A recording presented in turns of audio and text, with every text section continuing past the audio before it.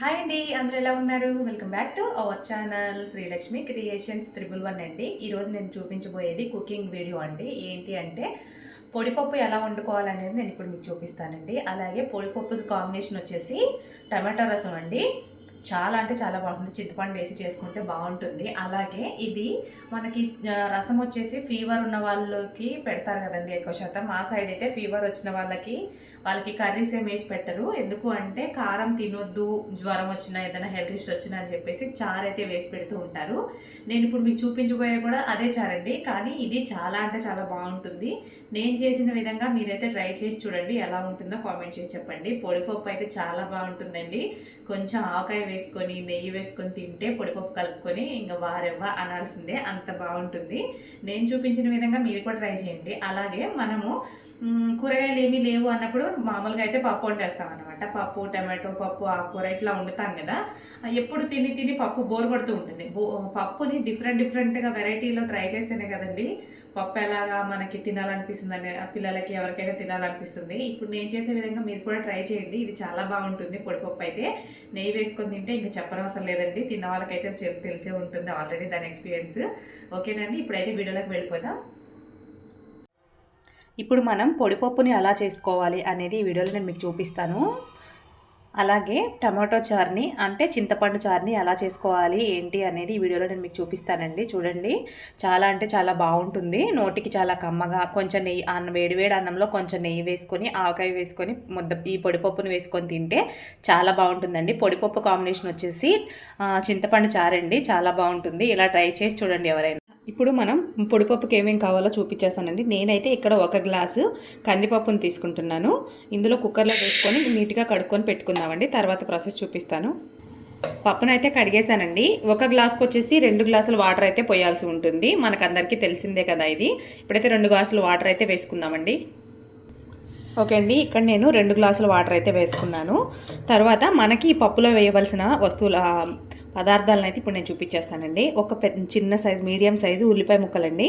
అలాగే మనకి పప్పుకు సరిపడా మనం ఎంత కారం తింటామనే దాన్ని బట్టి పచ్చిమిర్చి ముక్కలు అయితే వేసుకోవాలండి. ఇందులో అయితే మనం కారం అయితే వేయము, అందుకని చెప్పేసి నేను పచ్చిమిర్చి ఇక్కడ ఎక్కువ తీసుకోవడం జరిగింది. మీరు చూస్తున్నారు కదా, వీటిని ఇందులో వేసేద్దామండి. మనకి పొడిపప్పు ఎప్పుడైనా పలుకు మీద ఉండాలండి. అప్పుడే పొడిపప్పు అనేది టేస్టీగా చాలా బాగుంటుంది. ముద్దగా అయిపోకూడదు, ముద్దపప్పు లాగా కాకుండా పొడి పొడిలాడుతూ ఉండాలి పొడిపప్పు అనేది. ఇప్పుడు నేను మీకు ఆ ప్రాసెస్లోనే చూపిస్తున్నాను కదా, లాస్ట్కి మీకు కూడా తెలుస్తుంది. ఇప్పుడైతే ఇందులో కొంచెం పసుపు అలాగే కొంచెం నూనె వేసుకుందాం అండి. నూనె వేయడం వల్ల పప్పు అనేది బాగా ఉడుకుతుంది అనమాట. అంటే మనకి సమానంగా మంచిగా ఉడుకుతుంది. పప్పులో కొంచెం ఆయిల్ వేస్తే బాగా ఉడుకుతుందండి. అందుకని చెప్పి నేను ఎప్పుడు పప్పు వండినా కొంచెం ఆయిల్ అయితే వేస్తూ ఉంటాను, బాగా ఉడుకుతుంది అని చెప్పేసి. తర్వాత నెక్స్ట్ మనం పప్పును అయితే వేసుకుందామండి. నేను ఇక్కడైతే పసుపు వేస్తున్నానండి ఇందులో. ఇప్పుడు మనం స్టవ్ ఆన్ చేసుకొని స్టవ్ మీద పెట్టేసుకుందామండి. ఇది స్టవ్ ఆన్ చేసేసానండి. స్టవ్ మీద అయితే పెట్టుకున్నాను. ఇదైతే మగ్గవలసి ఉంటుంది. దీన్ని మూత వేసి సిమ్లో పెట్టుకొని మంచిగా మగ్గించుకుందామండి. మగ్గించుకుంటే మనకి పప్పు అనేది పలుకు మీద తయారవుతుంది. ఇలా అయితే వేసుకున్నాం కదా, ఇప్పుడు మనం మగ్గిందాం దీన్ని. పొడిపప్పు తాలింపు కోసం కావాల్సిన పదార్థాలండి. ఇక్కడైతే నేను వెల్లుల్లిపాయని ఒలుచుకొని పెట్టానండి. ఇలా మన పొడిపప్పుకి అయితే ఒలిచి వేయాలి. ఇలా గుళ్ళు కింద వేస్తేనే బాగుంటాయి. ఇలా ఒలిచిన వాటిని మేమైతే గుళ్ళు అని పిలుస్తాము. మీరేమని పిలుస్తారో కామెంట్ చేసేయండి. అలాగే కరివేపాకు, ఆవాలు, జీలకర్ర, మినపప్పు అండి, పొట్టు మినపప్పు. ఇది వేసుకోవడం వల్ల మనం నమిలినప్పుడు అక్కడక్కడ కరకరగా తగులుతుంటే చాలా బాగుంటుందండి టేస్ట్. అలాగే ఎండుమిరపకాయలు. ఇవైతే తాలింపు వేసుకునే ప్రాసెస్ కూడా అందరికీ తెలిసిందే. కాకపోతే నేను ఎలా చేస్తానండి మీకు చూపిస్తున్నాను. చూస్తున్నారు కదా, ఒక్కొక్కరు ఒక్కొక్క వెరైటీలో చేస్తారండి. ఒక్కొక్క స్టైల్, ఎవరి స్టైల్ వాళ్ళకు ఉంటుంది కదా, అలా అని చెప్తున్నాను. నెక్స్ట్ మనం చారు ఎలా పెట్టుకోవాలి అనేది, టమాటో చారు మీకు ఇప్పుడు చూపిస్తాను. ఇక్కడ నేను ఏమేమి వేస్తున్నాను అనేది చూపిస్తానండి. చారులో మనం ఫస్ట్ మెయిన్ ఇంగ్రీడియంట్ వచ్చేసి చింతపండు అండి. నేనైతే చింతపండుని ఉడకబెట్టుకొని వాడతాను ఎప్పుడు. ఎక్కువ శాతం తొందరగా పని అయిపోతుంది కదా మనకి, ఎర్లీ మార్నింగ్ బాక్స్ అవి కట్టినప్పుడు. ఇక్కడ నేను 1 స్పూన్ అయితే చింతపండు ఇందులో వేస్తున్నానండి. చింతపండు అయితే మనం నానబెట్టుకొని దీన్ని రసం కింద తీసుకొని ఇందులో కలుపుకోవాల్సి వస్తుంది. అలా కాకుండా ఇలా అనుకోండి ఈజీగా అయిపోతుంది. మనం ఇదే చింతపండు ఉడకబెట్టి పెట్టుకున్నాం, నేనైతే ఇలా చింతపండు ఉడకబెట్టి పెట్టుకుంటానండి. ఈ చింతపండు పెట్టుకున్నాం అనుకోండి, మనకి ఎప్పుడైనా ఏమైనా తినాలని అనిపించినప్పుడు మనం రైస్ ఉంటే కర్రీస్ లేనప్పుడు మనము చింతపండు పులిహోరను చేసుకోవచ్చు. ఇలా పెట్టుకుంటే అప్పటికప్పుడు తాలింపు వేసుకొని చింతపండు పులిహోరను అయితే పెట్టుకోవచ్చు. తర్వాత నెక్స్ట్ మనము ఇక్కడ చిన్నగా తరిగిన టమాటా ముక్కలు, చీరికలుగా కట్ చేసుకున్న ఉల్లిపాయ ముక్కలు కూడా వేస్తున్నానండి చారులోని.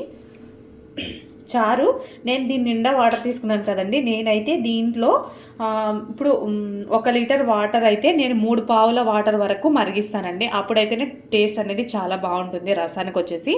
నెక్స్ట్ మనం పసుపునైతే కొంచెం పసుపును వేసుకుందాం ఇందులో. నెక్స్ట్ ధనియాలు వేసుకోవాలండి. ఓకే అండి, నెక్స్ట్ అయితే మనం ధనియాలు వేసుకుందాం.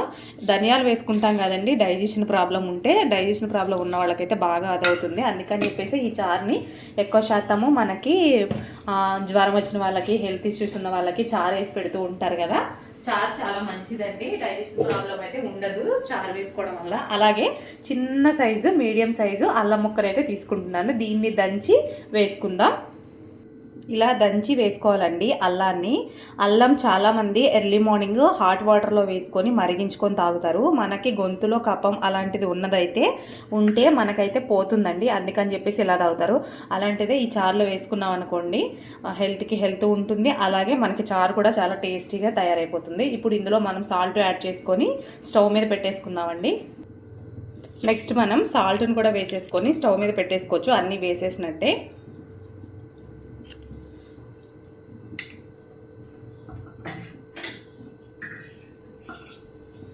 అలాగే మనం ఇష్టం ఉన్న వాళ్ళైతే కొంచెం బెల్లం ముక్కను కానీ పంచదారని కానీ వేసుకుంటే చాలా బాగుంటుందండి చారు. నేనైతే కొంచెం కొంచెంగా పంచదారని అయితే వేస్తున్నాను. ఈ టేస్ట్ చాలా బాగుంటుంది. ఈసారి ఎవరైనా ట్రై చేయండి. చారులో మనం కొంచెం చక్కెర కానీ లేదు అంటే కొంచెం బెల్లం ముక్కను కానీ వేసుకుంటే చారు అనేది చాలా బాగుంటుందండి. మరుగుతుంది కదా, ఈ లైట్గా పుల్లగా ఉంటుంది, లైట్గా తీపిగా ఉంటుంది. తిన్నప్పుడు చాలా అంటే చాలా బాగుంటుంది. ఇలా అయితే మనం ఇప్పుడు స్టవ్ ఆన్ చేసుకొని ఇదైతే చారు అయితే మరిగించేసుకుందాం. స్టవ్ ఆన్ చేసేసి చారు అయితే పెట్టేసుకున్నానండి నేను. ఇది మనకి చారు చాలా టేస్టీగా రావాలి అంటే ఫస్ట్ మనం ఎక్కువ మరిగించాలండి చారుని, అప్పుడే టేస్టీగా ఉంటుంది. చారు అయితే కొంచెం మరిగితేనే బాగుంటుందండి. సిమ్లో పెట్టి వండిన కూర ఎంత టేస్ట్ ఉంటుందో అలాగే మనకి బాగా మరిగిన చారు కూడా అంతే బాగుంటుంది. అలాగే ఇప్పుడైతే పప్పు అయితే ఉడుకుతుంది మనకి. ఈ పక్కనైతే పప్పు ఉడకడం అయితే స్టార్ట్ అయిందండి. మనకి బాగా మెత్తగా ఉడికిపోకూడదండి, అప్పుడు మనకి ముద్దలా అయిపోతుంది, ముద్దపప్పులా అయిపోతుంది. అలా కాకుండా మనకి కొంచెం పలుకు మీద ఉడకాలి ఈ పప్పుకైతే. ఓకేనండి, చూడండి పప్పు అయితే కొంచెం ఉడికింది. ఇంకొక 10 నిమిషాలు అట్లా ఉడికితే మనకి ఇందులో ఉన్న వాటర్ అంతా మగ్గిపోతే మనకి ఇది సరిపోతుందండి. ఇగో ఈ రకంగా అయితే ఉడికింది. పలుకు అయితే చెదిరిందండి, అంటే కొంచెం సేపు ఈ ఉన్న వాటర్తోని మగ్గిపోతుందండి, సరిపోతుంది. అలాగే చారు కూడా మరుగుతుంది, మనకి చారు కూడా మరుగుతుంది. చూసారు కదా, అది ఇంకా చాలా మరగాలని దానికి టైం పడుతుంది. ఈ లోపల మనం పప్పు ప్రాసెస్ కూడా చేసేసుకుంటే అయిపోతుందండి. చూస్తున్నారు కదా,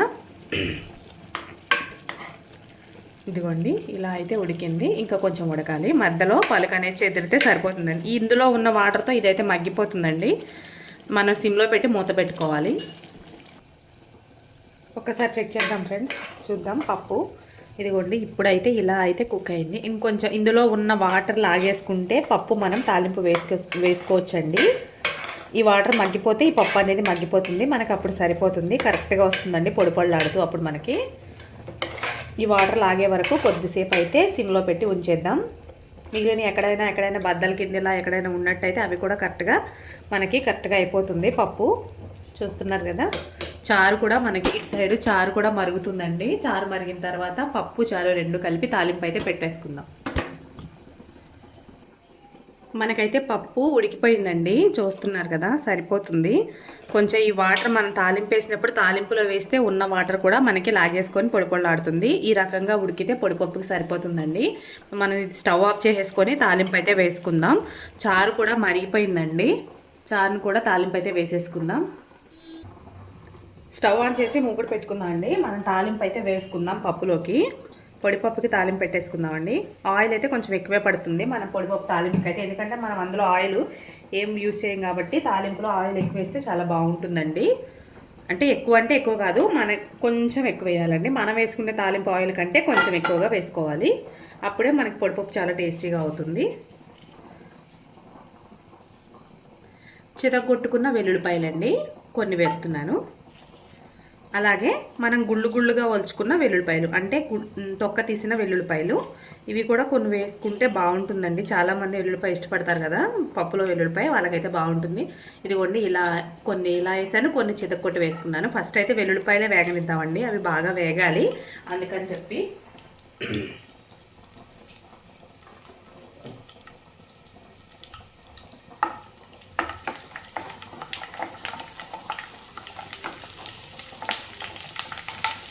వెల్లుల్లిపాయలు దోరగా వేగాలండి. దోరగా వేగిన తర్వాత మనము వీటన్నిటిని ఇప్పుడు ఫస్ట్ అయితే మనము జీలకర్ర, ఆవాలు వేసుకుందాం. లాస్ట్లో మనము వెల్లుల్లిపాయని, కరివేపాకుని వేసుకుందాం. ఎందుకంటే ఇవి కొంచెం బాగా వేగిన తర్వాత వేసుకుందాం. వెల్లుల్లిపాయ కొంచెం లైట్గా వేగుతుందండి. మనకి ఎండుమిరపకాయ అయితే తొందరగా వేగుతుంది.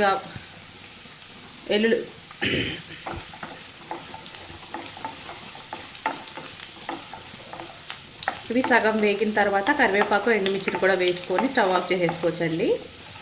ఎండుమిరపకాయ అనేది తొందరగా వేగిపోతుంది మనకి, అందుకని చెప్పేసి నేను చెప్తున్నాను. ఇప్పుడు చూడండి, నేను ఎండుమిరపకాయని, కరివేపాకుని కూడా వేసేసాను. ఇవి బాగా దోరగా వేయించుకుందాం తాలింపు కోసం అనేసి.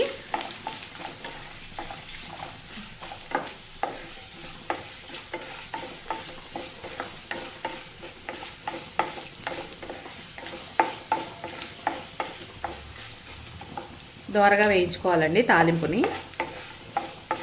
చారు కూడా మరిగిపోతుంది. ఈ తాలింపు అయిన తర్వాత చారుకు కూడా తాలింపు పెట్టుకుందాం మనం. ఇప్పుడైతే మనం ఇందులోకి మనం ఉడకబెట్టుకున్న పప్పును అయితే అందులో వేసుకుందామండి. ఆయిల్లోని ఒకసారి ఫ్రై చేసుకుందాం ఇలా వేసుకొని.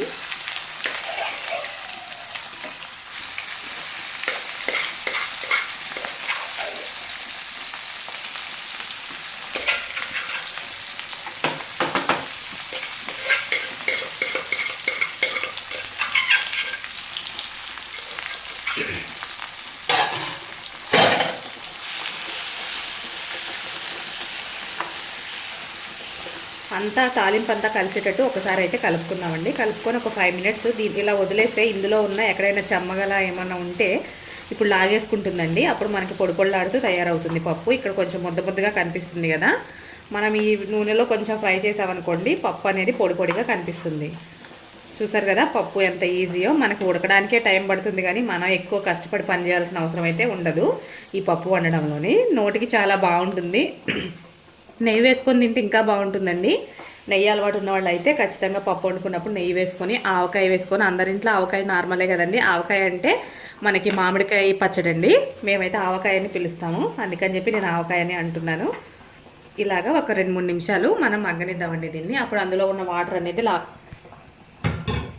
ఉన్న వాటర్ అనేది మనకి లాక్కుంటుంది. మనకి పొడిపప్పు అయితే ఇప్పుడు రెడీ అయిపోయిందండి. ఒకసారి దీన్ని కలుపుకొని మనం స్టవ్ ఆఫ్ చేసేసుకొని సర్వింగ్ బౌల్లోకి అయితే తీసేసుకుందాం. నెక్స్ట్ చారుని అయితే తాలింపు పెట్టుకుందాం. చూస్తున్నారు కదా మనకి పొడిపప్పు రెడీ అయిపోయింది, చూస్తున్నారు కదా మీరు. నెక్స్ట్ ఇక్కడ నేను గిన్నె నిండా చారు పెట్టాను కదండి, ఈ రకంగా మరిగితే సరిపోతుంది. ఇప్పుడు మనం స్టవ్ ఆఫ్ చేసుకొని చారు తాలింపు అయితే పెట్టేసుకుందాం. మనం స్టవ్ ఆఫ్ చేసుకున్న తర్వాత చారులోని ధనియాలు కింద మనం వేసినవన్నీ పక్కకు వచ్చేస్తాయండి. వీటిని 1 నిమిషం ఇలా పెట్టామనుకోండి ధనియాలన్నీ పైకి వచ్చేస్తాయి. తర్వాత మనం ధనియాలు రాకుండా వాటర్ అయితే అందులో వేసుకుందాం గిన్నెలోని. స్టవ్ ఆన్ చేసుకొని మనం కొంచెం ఆయిల్ వేసుకుందాం అండి చారు తాలింపు కోసం. చారు తాలింపుకు ఇక్కడ మనకి కావాల్సినవి ఆవాలు, మెంతులు, చిన్నగా కట్ చేసుకున్న ఉల్లిపాయ ముక్కలు, కరివేపాకు, ఎండుమిరపకాయలు. నూనె హీట్ అయిన తర్వాత ఇవన్నీ వేసుకొని మంచిగా ఫ్రై చేసుకుందాం.